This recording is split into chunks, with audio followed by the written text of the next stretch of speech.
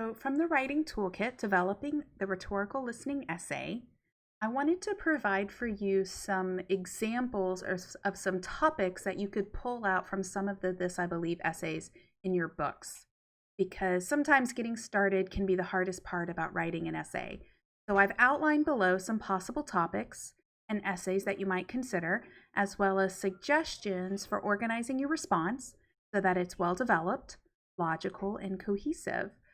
So as you start to think about your rhetorical listening essay, I've had a couple of students ask me, what does it mean to engage in rhetorical listening? Can you explain that to me a little bit better? And when you're thinking about rhetorical listening, you want to think about that the purpose of rhetorical listening is listening with intent to understand.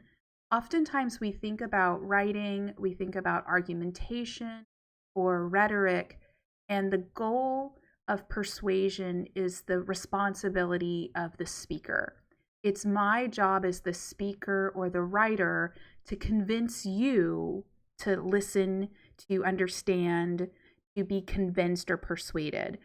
And rhetorical listening means that yes, there is there is responsibility of the speaker to engage the audience, but there's also a responsibility by the listener or the reader to listen with intent to understand, meaning that it's your job to listen with an open mind or to come up from the perspective of, I want to know more.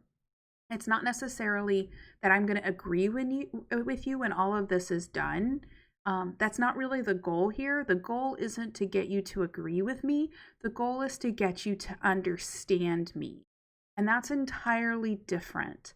And so when we're looking at these rhetorical listening essays, we're working towards understanding, not necessarily agreeing or persuading. So, for example, you could read an essay and write about somebody's experience as a Muslim in America after 9/11.